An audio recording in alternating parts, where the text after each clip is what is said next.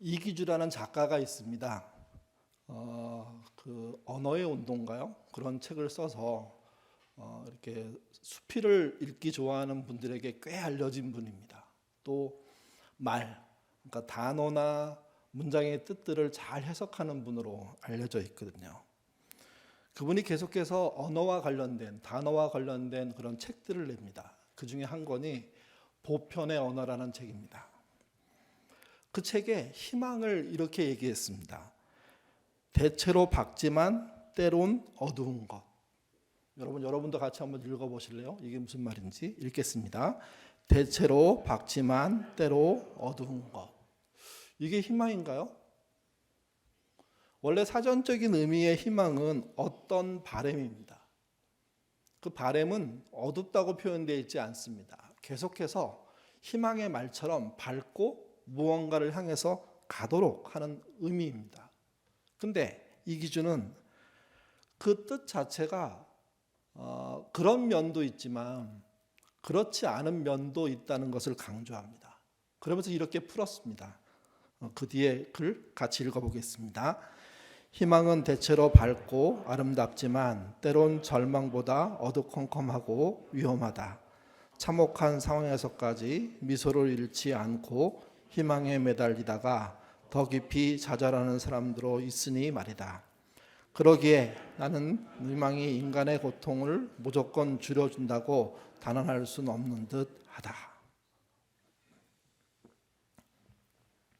이분의 희망은 우리가 보통 말하는 희망보다 경험에 의한 것이라고 볼 수 있습니다. 그 단어적인 의미가 아니라 희망을 품고 노력해 봤지만 결과가 실망인 경우, 그런 경우 공감할 수 있는 말입니다. 그래서 이 말에 따르면 너무 희망에 매달리지 말아야 한다는 거죠.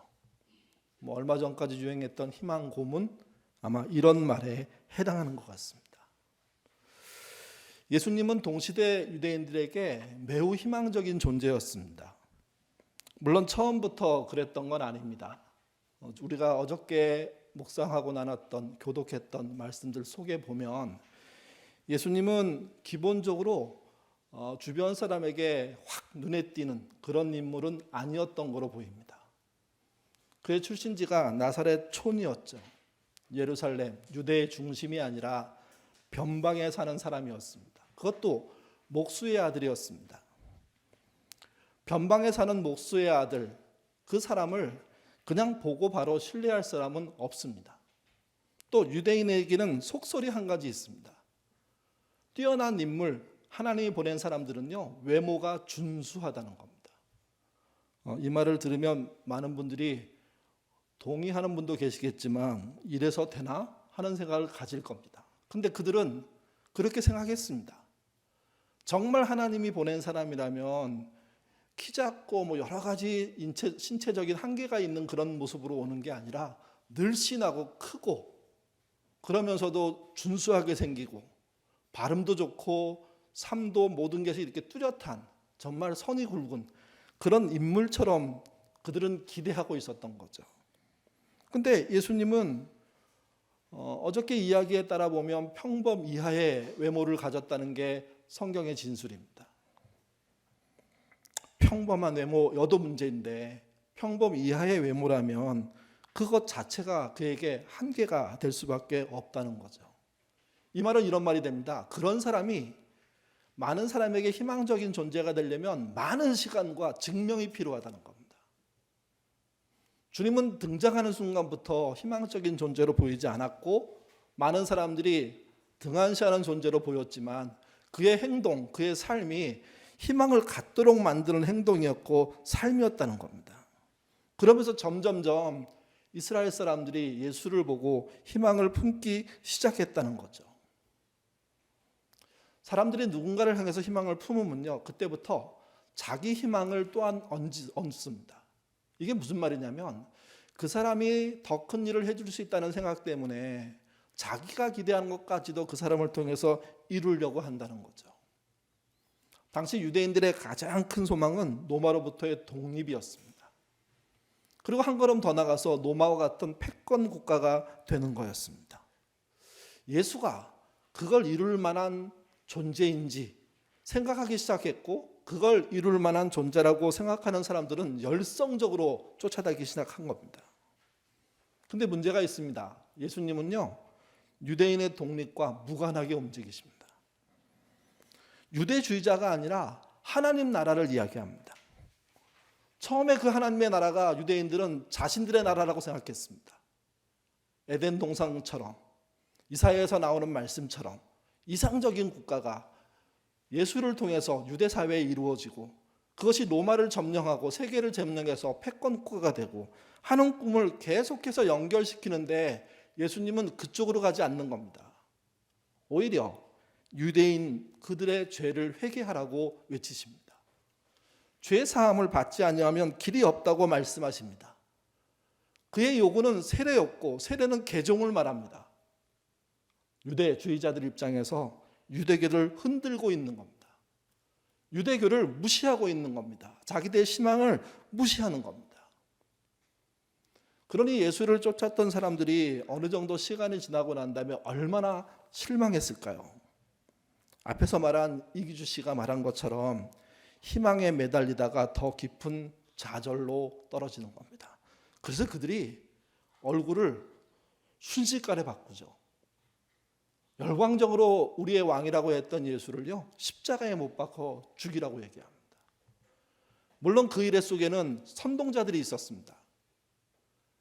자신의 목적에 따라 예수를 어떻게 처단할까 군중을 이용하는 그런 사람이 있었지만, 분명한 건 군중도 예수님에게 희망을 걸었다가 실망한 겁니다. 오늘날도 예수를 믿는다는 사람들 중에 예수가 원하시는 삶과 다른 삶을 살면서 자신의 다른 삶을 희망으로 걸고 살면서 신앙생활을 하다가 실망하고 교회를 떠나는 분들이 존재합니다. 그들이 떠날 때 실제 교회에 상처받고 떠날 수도 있지만, 아니요, 본인이 갖고 있는 희망이 원체 잘못되어 있기 때문에 그 잘못된 희망을 얻을 수 없는 것을 늦게야 깨닫고 나서야 교회를 역하고 떠나버리는 겁니다. 그래서 여러분이 갖고 계신 희망이 무엇인지 좀 점검해 보셔야 됩니다. 혹시 예수를 통해서 성공을 말씀하고 계시지 않습니까? 예수를 통해서 안전을 요구하고 계시지 않습니까? 예수를 통해서 내 가족의, 내 가문의 번영을 꿈꾸고 계시지 않습니까? 예수를 통해서 전쟁이 일어나지 않기를 기대하고 그것을 막아주는 신으로서 사용하고 싶은 마음들이 우리에게 있는 거 아닙니까? 물론 예수를 향한 기도는요, 그런 내용 모두를 포함합니다. 근데 잊지 마십시오. 제대로 된 희망, 그 희망의 원천을 알아야 됩니다. 바울은 3차 전도 여행을 하면서 그 당시가 AD 55년경인데 에베소에 머물게 됩니다. 그리고 고린도 교회를 향해서 여러 편의 편지를 씁니다. 그 중에 하나가 고린도 전서입니다. 편지 끝에 부분에 진짜 신앙인들은 무엇을 희망으로 가져야 하느냐 하는 이야기로 이 고린도 전서를 마감하죠. 그때 등장하는 단어가 구원입니다. 이 구원의 얘기를 이렇게 풀었습니다. 고린도전서 15장 1절에서 2절입니다. 읽겠습니다. 형제들아, 내가 너희에게 전한 복음을 너희에게 알게 하노니 이는 너희가 받은 것이요 또 그 가운데서 선 것이라. 너희가 만일 내가 전한 그 말을 굳게 지키고 헛되이 믿지 아니하였으면 그로 말미암아 구원을 얻으리라. 바울은 형제들에게 자신이 복음을 전했다고 얘기합니다. 근데 그 복음은 자신의 말이랍니다. 그래서 2절에 내가 전한 그 말 이렇게 말합니다. 여러분 생각해 보십시오. 바울이 얼마나 대단한 존재이기에 자신이 전한 그 말로 사람이 구원을 받을까요? 아무리 설교를 잘해도 한 명 구원하는 건 불가능합니다. 아무리 글을 잘 써도 사람을 구원해내는 거, 영원히 살게 만드는 거, 이거는 불가능합니다. 근데 바울은 자신이 전한 복음, 내가 전한 그 말, 그로 말미암아 구원을 받은 자들이 있다는 이야기를 서슴지 않고 하고 있습니다. 이 정도면 희망을 품은 사람입니다. 이런 사람들이 실제 존재한다는 거죠. 기독교 신앙이 다른 신앙과 다른 것 중에 하나는 말의 전파로 구원이 이루어진다고 얘기하고 있다는 겁니다. 그러면 그 말에 희망의 원천이 들어있어야 됩니다. 만약에 그냥 예수 믿으세요 이렇게 전한 그 말이 아무 효과가 없는 말이라면 공허할 겁니다. 그 공허한 말을 아무리 전한다고 해서 무슨 능력과 은혜가 드러나지 않을 겁니다. 그런데 바울은 명확하게 얘기합니다. 내가 전한 그 말이 구원을 전하는 거라고. 여러분, 바울이 그랬던 것처럼 우리의 말, 우리가 복음을 전할 때도 동일한 일이 벌어집니다. 우리의 능력이 아니라 그분의 은혜로 그 말을 듣는 사람들이 예수를 믿게 되고 알게 되고 깨닫게 되고 따르게 되고 그래서 예수가 주신 희망을 품게 되는 거죠. 이건 신비로운 일입니다. 사람의 논리와 언어 언술로 되는 게 아닙니다. 고지식하게 그분이 주신 복음을 그대로 전할 것뿐인데 그 복음이 전해진 그 자리에 성령이 역사하셔서 그 성령의 능력으로 그 말이 상대방의 심령 골수를 찔러 쪼개는 일적으로 일이 전개되는 겁니다. 바울은 그것을 알았고 그래서 말합니다. 내가 전한 복음, 내가 전한 그 말이 그로 말미암아 구원을 받게 하는 그 말이 된다고요. 그래서 희망이 있다고요. 어떤 분이 그렇게 말씀하셨습니다. 예수님은요, 인생 단 하나의 희망이라고요. 유일한 희망이라고요. 그 분이 하신 그 일이 희망이라고요. 그 희망에 들어가는 여러 사건 중에 굵직한 핵심이 십자가와 부활인 겁니다. 그래서 어저께 그런 말씀 드렸습니다. 이제 우리는 십자가에 멈추지 말고 부활로 향해 가야 된다고요. 이 두 가지 모두가 구원이기 때문입니다. 우리는 예수를 열심히 믿으려고 하고 잘 믿으려고 하고 또 믿기 위해서 시간을 들이고 매주 모이는 것은 물론이고 이렇게 밤기도회로 또 다른 교회 경우는 새벽에 정말 여러 가지 모임을 만들어서 모이려고 합니다. 그렇게 모이는 이유는 우리 안에 모든 사람은 그렇지 않는다고 하더라도 상당수의 사람들이 그분에 의해서 받은 구원이 자기에게 있다고 확신하기 때문입니다. 근데 예수를 그렇게만 생각하는 건 아닙니다. 세상 사람들이. 어떤 사람은 이렇게 생각합니다. 윤리적으로 탁월한 분. 그 탁월한 분이 열심히 윤리적인 삶들을 살아내면서 많은 사람들을 감동시켰다는 거죠. 그 감동의 핵심에 있었던 사람이 우리 성경에 등장하는 12 제자와 같은 사람들이라는 겁니다. 이 사람들은 너무 좋은 예수님을 신을 만들고 싶었습니다. 그래서 그 이후에 미신적인 요소들을 추가합니다. 그러면서 신이라고 주장하기 시작하는 겁니다. 예를 들면 이런 겁니다. 예수님이 호숫가를 걷고 있는데 건너편에서 볼 때 예수님이 마치 무리를 걷는 것 같네 해서 무리를 걷는 예수님의 이야기를 만들어냈다는 거죠.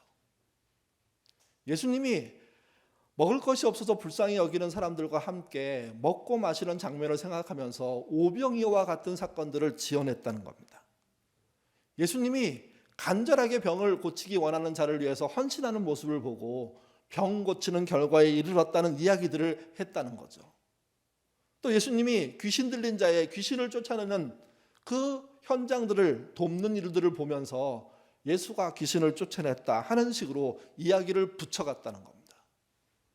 그래서 윤리적으로 탁월한 그분이 신적인 요소를 갖고 있다 하는 이야기를 했다고 주장하는 사람들이 있습니다.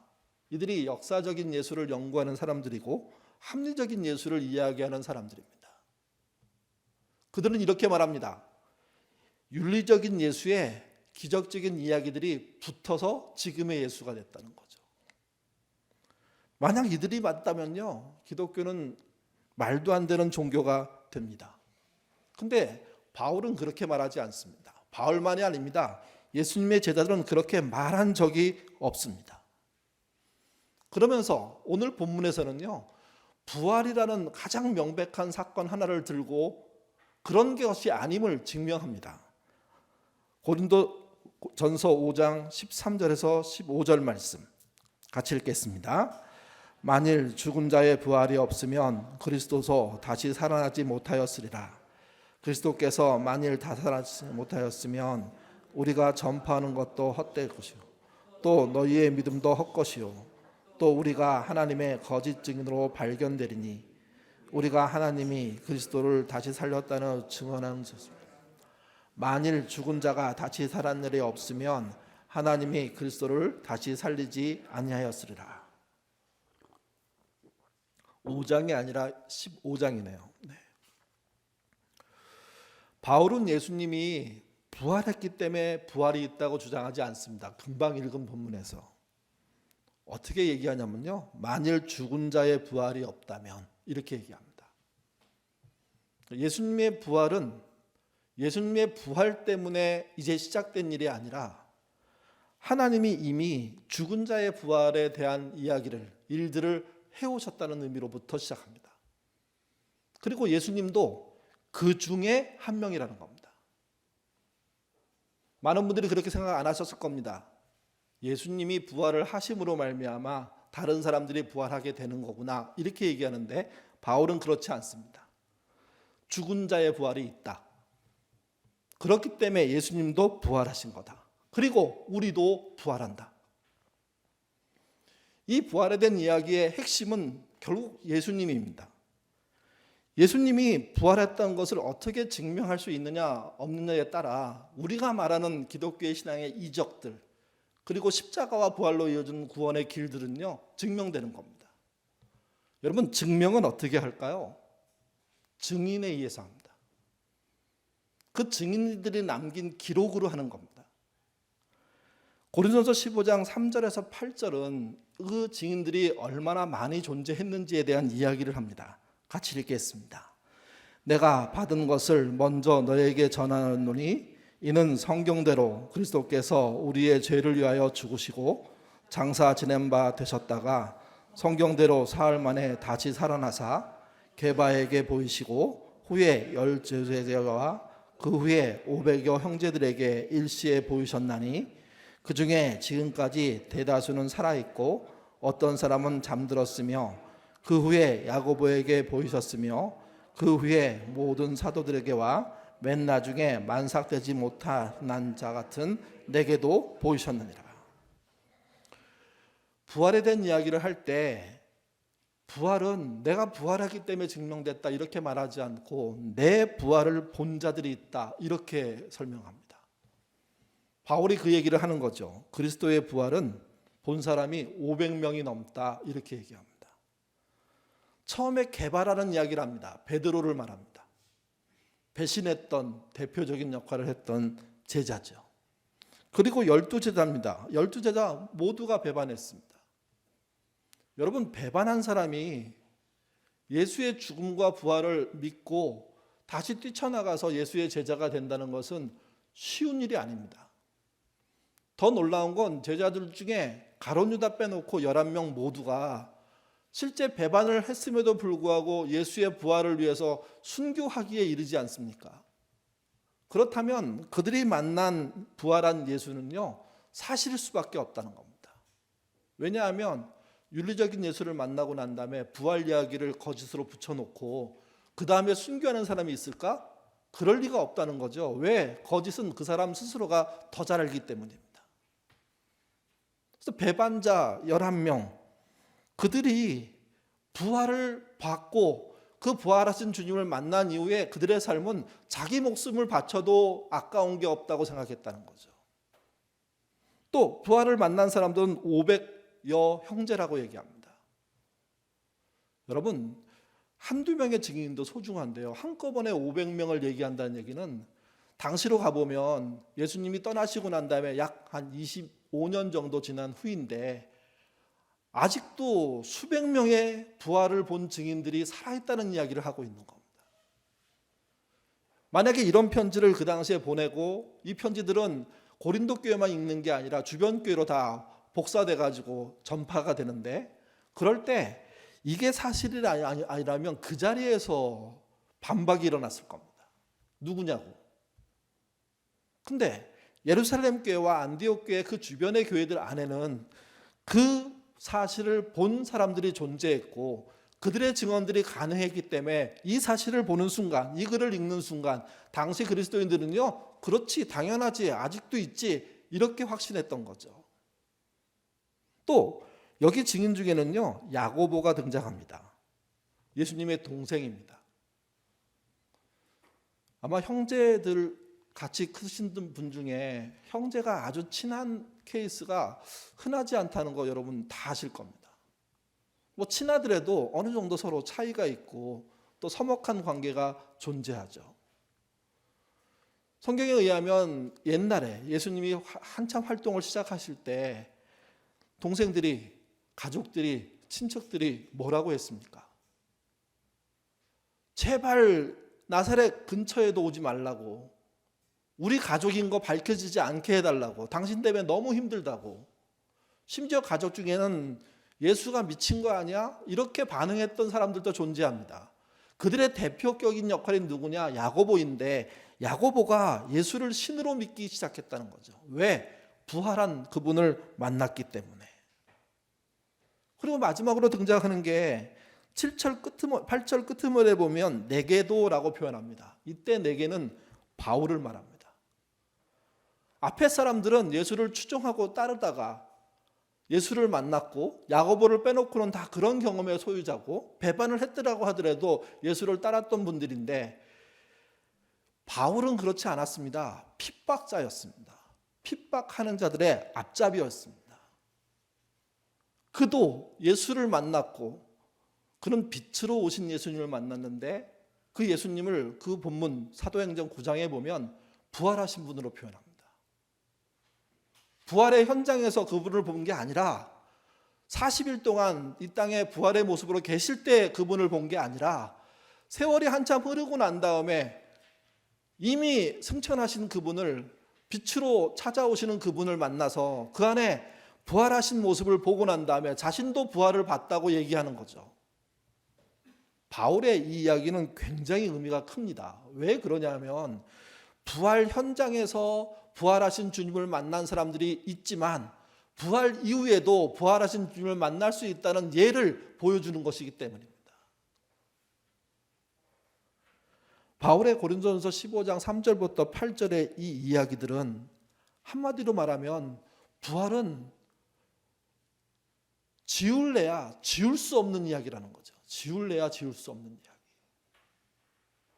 그럼에도 이 본문을 놓고 교회를 싫어하고 윤리적인 예수를 믿는 사람들, 미신을 만들었다고 말하는 사람들 속에서는 이게 거짓말이라고 얘기하는 겁니다. 여러분, 그러면 문제가 생깁니다. 우리가 이수신 장군을 믿잖아요. 믿는 건 아니죠. 알잖아요. 어떤 분으로 아십니까? 그 광화문 가면 동상이 있는 분으로, 그 정도로 아십니까? 이수진에 관련된 영화가 나올 때마다 그게 아주 잘 만들었던 못 만들었던 영화의 어떤 관객 수로 따지면 기본은 한답니다. 아니 기본 이상을 한답니다.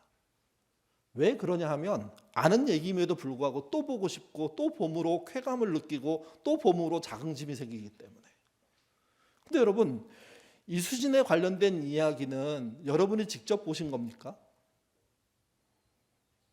직접 본 사람은 한 명도 없습니다. 다 어떻게 보게 되는 겁니까? 남겨진 기록에 의해서 보게 되는 거죠. 그 기록을 영화로 만들면 영화로 보고, 책으로 만들면 책으로 보고, 드라마로 만들면 드라마로 보고, 심지어 책도 그들의 저자에 의해서 쓰여진 글도 읽어보지 않은 상태에서, 난중일기가 뭔지 하나도 모르는 상태에서도 우리는 이수신이 있었음을 믿습니다. 압니다. 그리고 그분의 행적과 말 한마디 한마디 그게 발굴되거나 또는 심지어 지어낸 얘기라고 하더라도 그렇겠구나 하는 확신들을 갖습니다. 이유는 간단합니다. 그에 대한 증언이 남겨져 있고 그 증언이 지금까지 이어지고 있기 때문입니다. 세종대왕에 대한 것도 똑같습니다. 한글을 만드신 그분 우리는 만난 적이 없습니다. 글을 표현한 드라마들 보면 어떻게 글을 만들었고 어떻게 하나하나 만들면서 집현전 학자들과 격려하고 독려하면서 여러 가지 정치적인 그런 공격들을 이겨내면서 하나하나 문제를 풀으면서 글을 만들어가지 않습니까? 당시 양반들은요, 글 만드는 거 싫어했습니다. 상껏들이 글을 알게 되면 결국 우리들한테 덤벼들 건데 그런 일을 왕이 하고 있으니 정말 마음이 불편한 일입니다. 근데 왕은 그런 일을 해야지만 우리나라가 조선이 훨씬 나아질 거라는 생각을 하고 백성들도 자기의 삶이 넓어질 거라고 생각하고 그런 모험들을 하죠. 이 모든 이야기는요, 기록에 남아있는 겁니다. 엄격히 말하면 기록 중에는 틀린 기록이 있을 수도 있습니다. 근데 다수의 기록이 비슷한 이야기를 다 얽어내고 있으니까 그 얽힌 이야기들을 우리가 종합적으로 이해하면서 세종대왕 하면 그려지는 의미가 있고 이순신 하면 그려지는 의미가 있는 거죠. 이미지가 있는 거죠. 예수님의 이야기도 똑같습니다. 예수님에 대한 증언들을 다 모아서 해야 될 이야기지, 그렇지 않고 자신이 믿기지 않는다는 이유 때문에 이건 미신이야, 전설이야, 신화야 이렇게 말해서는 절대로 안 된다는 겁니다. 또 하나 부활에 대한 놀라운 점 중에 하나는요, 부활은 보고 싶어서 본 게 아닙니다. 보여주신 겁니다. 누가? 부활한 그분이 누구를 향해 찾아가서 자신이 만나야 될 대상들을 찾아가서 내가 부활했다 알렸습니다. 보고 싶다고 본 사람은 추정해보면 도마 한 명밖에 없을 겁니다. 도마는 제자들과 함께 있지 않을 때 다른 제자들에게 예수님이 찾아오셨고 나중에야 그걸 알았죠. 그리고 그때 믿을 수 없으니까 그가 그렇게 말합니다. 내가 직접 그 상처에 손을 넣어보지 않으면 믿지 못하겠다. 그래서 주님이 그를 찾아가시죠. 사실 도마가 그를 찾아간 게 아닙니다. 예수님을. 도마는 보고 싶었고 주님은 찾아가서 보여주시는 겁니다. 바울은 자신이 전한 복음, 자신이 한 말, 그게 구원에 이르게 되는데 그 구원에 이르게 되는 가장 큰 동력은 주님의 부활이라고 얘기하고 있습니다. 물론 그 사이에 성경의대로 그리스도께서 우리의 죄를 위하여 죽으셨고 장사 지낸 바 되셨다가 성경대로 사흘 만에 다시 살아났다는 말씀을 꼭 집어넣어 놓았습니다. 십자가의 죽음 이야기를 반드시 한 상태에서의 부활 이야기를 하고 있다는 겁니다. 이게 복음입니다.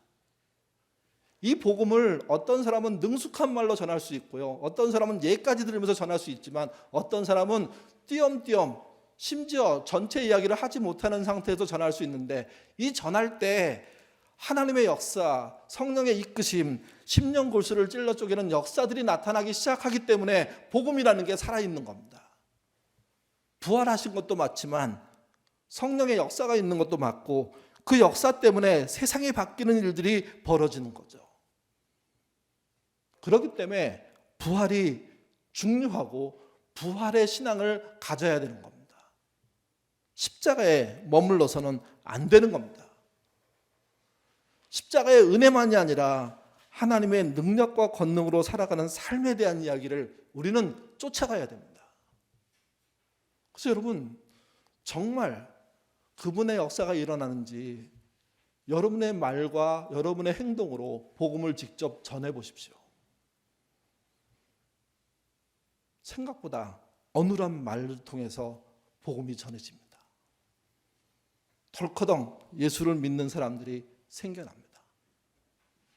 이런 역사의 결과는요, 해본 사람만 알게 됩니다.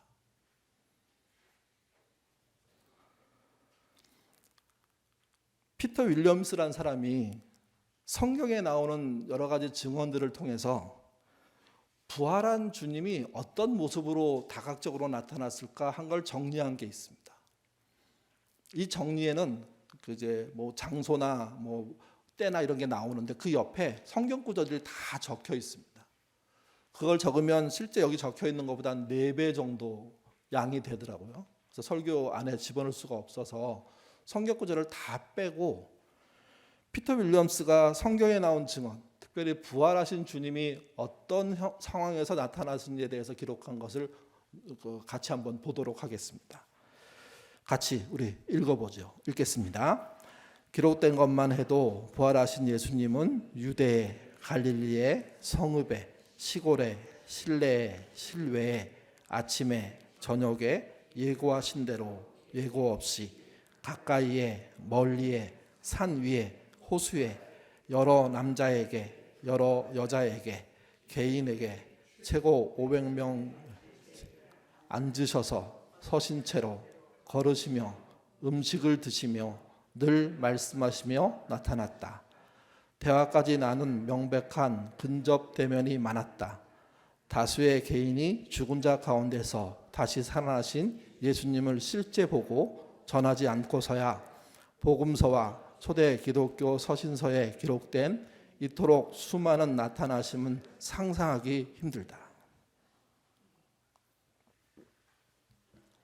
부활은 몇 명 앞에 잠깐 나타난 게 아닙니다. 시 공간을 초월해서, 지역을 초월해서, 남녀를 초월해서, 상황을 초월해서, 낮과 밤을 초월해서 사람 개인기로 따지면 500명이 넘는 사람들을 앞에 그분은 정말 모든 자신의 모습을 보여주신 겁니다. 처음에 믿지 않았잖아요. 제자들까지도. 부활한 실체를 믿지 않고 실망해서 고향으로 내려가서 고기 잡겠다고 한 게 제자들입니다. 배반한 그들이 부활한 주님을 만났는데 그들의 결론은 그거예요. 그걸 어떻게 믿어? 그런 과정을 거치면서 부활은 많은 사람들에게 사실로 확인된 거죠. 그래서 여러분, 미신, 신화, 전설이 아니라는 겁니다. 또 말씀드렸죠. 바울의 경우에는 예수님의 부활을 현장에서 목격한 사람이 아닙니다. 한참 후에 예수를, 부활하신 그 주님을 빛과 음성을 통해서 만나게 되고 그의 눈이 다치지 않았습니까? 그 기간 동안 그는 어둠 속에 있었는데 그 어둠 속에 있으면서도 부활한 주님을 만났다는 사실 때문에 그는요, 들뜨는 그 마음을 어찌할 수가 없었습니다. 오히려 성령께서 자제시켰죠. 아나니아가 찾아와서 그 눈에 안수하고 눈에 꺼풀이 벗겨져서 눈을 뜨게 되는 그 순간까지 그는 어둠 속에 있었는데 빛의 주님, 부활하신 주님을 봤다고 얘기합니다. 그것만이 아닙니다. 오늘날로 오면 우리 안에도 그 부활하신 주님에 대한 증거를 갖고 있는 사람들은 충분히 많을 겁니다. 제가 고등학교 1학년 때 수련회를 갔습니다. 성극을 하는데 예수 그리스도의 십자가, 그 이야기를 나누게 되었습니다. 그때 나누었던 말씀의 핵심이 갈라디아서 2장 20절이었습니다. 아직까지 말씀에 대해서 스스로 읽는 능력이 없었던 제 입장에서는 그냥 수련회는 놀러 가는 거였습니다. 즐겁게 놀고 맛있게 먹고 좋아하는 친구들과 함께 밤새 놀고 때로 기도도 하지만 그 기도는 그냥 잘 모르는 종교의식과 같은 거였습니다. 첫째 날 저녁 부흥회가 끝나고 성극을 하게 되는데 그 성극을 할 때 저는 처음으로 내가 그리스도와 함께 십자가에 못 박혔나니 하는 말이 제 마음속에 쾅 꽂히는 것을 느꼈습니다. 그 말씀 네가 이럽니다. 그런즉 이제는 내가 산 것이 아니요 오직 내 안에 그리스도께서 사신 것이라. 이제 내가 육체 가운데 사는 것은 나를 사랑하사 나를 위하여 자기 몸 버리신 하나님의 아들을 믿는 믿음 안에서 사는 것이라. 저는 잘 못 외우는 사람입니다. 그래서 죄송하지만 교인들 중에 좀 오래 안 보였다가 주일날 오면 제가 바로 아는 척을 못하고 누구지? 이것부터 생각하는 스타일이거든요. 암기에 굉장히 문제가 있습니다. 근데 이 말씀은요, 그날 한 번 읽고 외웠습니다. 물론 자주 틀리게 외우기도 하고 지금도 약간 다르게 외우기도 하지만 저는 너무 놀랐습니다. 그 말씀이 내 마음에 꽂혔다는 것이 한 번 외워서 나를 침투했다는 것이 느껴지는 순간 그날 저녁은요, 그 이전에 어떤 수련회 때 경험했던 것과 다른 그야말로 엄청난 눈물과 엄청난 통곡. 그래서 그런 얘기를 들었어요. 친구들한테. 쟤는 도대체 얼마나 많은 죄를 지었길래 저렇게 울어. 근데 여러분, 눈물이 멈추질 않아요. 멈추질. 선곡이 다 끝나고 이제 자야 되는데 계속 눈물이 나는 거예요. 그래서 이걸 어떻게 해야 되나 하고 그때 강도사님이 계셨는데 여쭸죠. 그랬더니 그냥 자연스럽게 받아들여야 되는 거라고 억지로 참아서도 안 되지만 억지로 울어서도 안 된다고. 그 주님의 죽으심, 그리고 그 다음날 부활에 된 설교, 그게 제 입장에서는요, 저의 인생을 바꿔버렸습니다. 저의 아버님은 늘 저를 사자 직업 만들어야 된다고 생각하시는 분이었고, 부모들도 그런 기대 속에 저를 향해서 뭔가 열망을 갖고 계셨는데 사자 직업을 갖게 됐죠. 근데 정말 싫어하는 직업을 갖게 됐습니다. 우리 어머니가 왜 네가 그거래? 당시 저를 대학에 보내기 위해서 도봉산에 있는 도선사에 날마다 가서 108배를 하신 분이거든요. 그래서 그런 얘기, 그게 사실인지 모르겠는데 그 도선사에 있는 불상이 눈을 살짝 뜨더라고. 그래서 확신을 갖게 됐다는 이야기도 제가 들었는데, 여러분, 부활은 당시 500여 명의 사람만 알게 된 게 아니라 바울처럼 그 이후에 믿음의 사람들 안에 하나하나 각인시키기 시작하면서 지금도 계속해서 퍼져나가고 있는 겁니다. 그들은 숨길 방법이 없습니다. 만났는데 뭐 어떻게 더 이상. 문중경이라는 전사님이 계십니다. 1891년에 전라남도 신안군에서 태어났습니다. 할아버지가 진사여서 유복한 가정에서 어린 시절을 보냈습니다. 성격도 유순했습니다. 총명했습니다. 당시 조언이 유행이었기 때문에 17살에 부모가 짝지어진 사람과 결혼했습니다. 근데 남편은 외도하고 가족을 돌보지 않습니다. 다만 다행인 것은 시부모가 그 문중경을 불쌍히 여겼습니다. 그러던 어느 날 가까운 교회를 통해서 복음을 듣게 됩니다. 그리고 신앙에 입문합니다. 남존여비 사상이 아주 엄청난 시대였기 때문에 그 소식을 들은 아버지가 불효령을 떨어뜨립니다. 당시 글도 모르고 있었습니다. 근데 놀라운 일이 벌어집니다. 그의 시아버지가 한글을 가르쳐 줍니다. 신앙에 동의한 것으로 보이진 않았는데 어쨌든 집안에 시집와서 고생만 하고 있는 며느리를 불쌍히 여기고 그에게 글을 익히게 해준 거죠. 그래서 아버지가 반대하는 것을 시아버지의 도움으로 배우게 됩니다. 그리고 돌아가실 때까지 든든한 후원자, 뒷배경이 되어주셨습니다. 시아버지가 떠나자 문중경은 신안을 떠나서요, 목포로 갑니다. 그리고 단칸방을 얻어서 당시 손기술이 좀 있었는데 재봉틀과 삭바느질로 생계를 이어갑니다. 그러다가 신학을 공부하겠다는 마음이 들었습니다. 그래서 경성성서학원이라는 곳에 갔습니다. 이 경성성서학원이 요즘 서울신학대학교 아마 전신이 될 겁니다. 40이 넘어서 공부를 시작했습니다. 그것도 입학생이 아니고요, 청강생으로. 당시 여자가 그런 일을 하는 거에 대해서 교회가 싫어했기 때문입니다. 그리고 신안으로 돌아와서 복음을 전합니다. 복음을 전하는데 그의 복음 전함은 외침이 아니었습니다. 동네 사람들의 굳은 일을 마다하지 않고 돕는 거였습니다. 당시도 전염병이 많았었는데 그 전염병이 돌고 나면 가족들에 의해서 외면당하는 사람들이 있는데 그들을 걷어서 먹이고 보호했죠. 그들 중에 죽은 사람, 또 버려진 시신 같은 경우는 마지막 처리를 해주었습니다.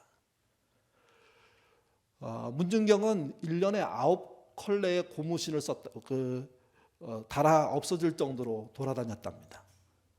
한 사람의 증인인데 그가 씨앗을 뿌렸는데, 여러분 그 신안군의 섬이 천사계라고 얘기하잖아요. 그래서 천사섬 뭐 이런 얘기 하지 않습니까? 그 안에 100개의 교회를 세웠답니다. 그리고 증도, 아마 이게 그 보라색 섬으로 유명한 그 섬에 지금은 그렇지만 옛날은 그렇지 않았죠. 11개의 교회를 세우죠. 여러분, 어떤 사람이 글도 모르는 상태에서 예수를 만난 다음에 나머지 인생 전체를 하나님께 바쳐서 살았다는 이야기를 문중경이라는 사람을 통해서 하게 되는 건데, 그가 조작된 신을 만났다면 이런 삶이 가능하겠느냐 질문 던져보고 싶습니다. 십자가의 주님, 부활하신 주님을 만났으니까 그 주님이 주시는 능력으로 살 수 있다고 알게 됐으니까, 그리고 죽어 천국 간다는 확신이 생겼으니까 자신의 모든 시간을 하나님께 드림으로 살 수 있게 된 거죠. 신안군 일대에 가면 문준경 전수사님이라는 분은요, 그 어떤 위대한 인물보다 대단한 분입니다. 여자로서, 부활하신 주님의 자녀로서 일상 속에서 누구도 보일 수 없는 삶을 산 거죠. 물론 저는 우리 교회 교인들이 문준경처럼 될 필요가 있다고 말씀드리는 건 아닙니다. 근데 부활의 주님을 만나야 하고 그 부활의 주님을 만난 삶을 사셔야 한다는 겁니다. 여러분, 시대에 필요한 것은요, 천재가 아닙니다. 요즘 선거철인데 국회의원 잘 하나 뽑았다고 해서 세상이 바뀝니까? 좋은 사람인지 알고 뽑았다가 나쁜 사람인 경우도 허다합니다. 천재를 뽑으면 뭐가 될 것처럼 생각하지만 아니요, 천재도 사람입니다. 부자는 더욱도 아닙니다. 실제 우리에게 필요한 사람은요, 이 땅에 대한 희망을 갖고 있는 사람입니다. 이 땅을 사랑하고 이 땅을 위해서 희생하고 싶은 사람들이 뽑혀져야 되고, 그들이 일을 해야 되고, 그들이 소명감으로 희생하지 않으면 나라가 다시 일어서기 어렵다는 게 지금의 판단들입니다. 기독교인 안에서도 명백하게 다른 기독교인이 있다고 저는 생각합니다.